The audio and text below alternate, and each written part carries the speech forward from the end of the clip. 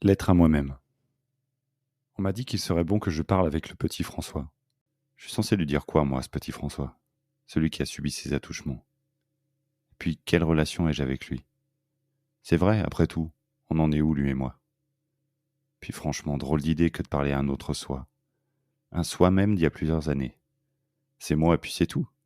J'ai grandi, mais je ne suis qu'un seul et unique François. En y réfléchissant, pas forcément.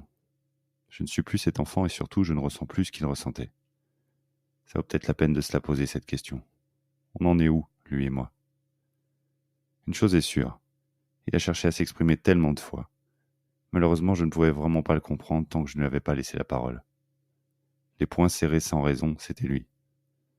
Le temps avant de m'endormir. Ce temps passé à me demander si c'était normal d'avoir subi ça. Si je me faisais pas toute une histoire de si peu, c'était lui. Le fait que je ne supporte pas qu'on me contraigne, c'était lui.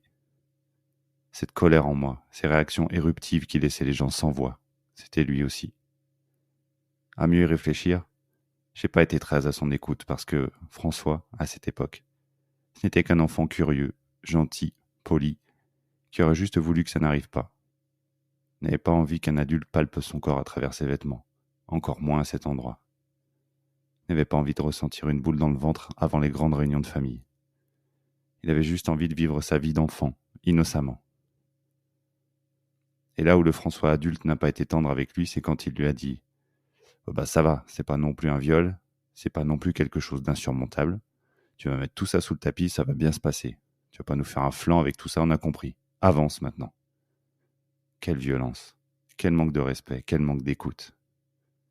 Je me rends même compte qu'empêcher ce petit François de s'exprimer a modifié ma façon d'être. Comment être ouvert aux autres si je ne suis pas ouvert à moi-même? Comment comprendre les émotions des autres quand je refoule les miennes? Comment être calme quand je suis en lutte intérieure? En fait, révéler ce secret à qui veut bien l'entendre a été comme prendre la main de cet enfant et lui dire « Je t'ai compris, tu as souffert, ce n'était pas normal. Ça t'a fait du mal et tu as le droit de t'exprimer. Arrête de te taire et dis-nous ce que tu as sur le cœur. » Aujourd'hui, petit François, je te parle à toi. Je sais que tu as vécu une enfance heureuse, que tu ne reproches rien ni à tes parents ni à ta famille. Je crois que, de mon point de vue d'adulte, t'écouter et te laisser t'exprimer revenait à rejeter en bloc ton enfance.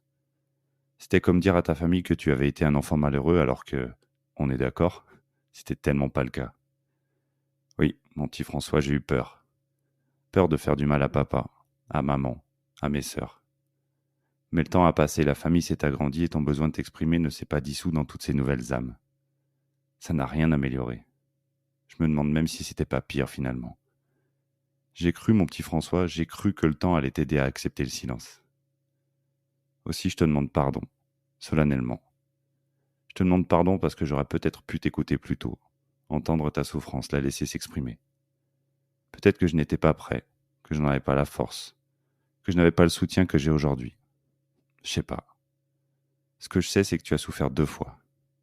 Je ne suis pour rien dans la première, toi non plus d'ailleurs. En ce qui concerne la deuxième, je m'en sens responsable. J'aurais dû te respecter, respecter ta douleur, ta souffrance, ton isolement et te permettre de t'exprimer avant. Laisse-moi te le dire, personne ne pourra te plaindre plus que moi. Je t'aime profondément. T'étais un petit gars super. Et j'ai l'impression que t'es devenu un mec pas mal. Tu sais quoi? On va rester sur le positif parce qu'il y en a. Ces valeurs de respect de l'autre, de respect des enfants, cet amour des femmes et de leur sensibilité. Réfléchis. Peut-être que tu ne les aurais pas eues si... Et ouais mec, ça t'a fait souffrir, personne ne le conteste. En revanche, tu m'as transmis les plus belles valeurs en réaction à ça. Bravo. Je te remercie.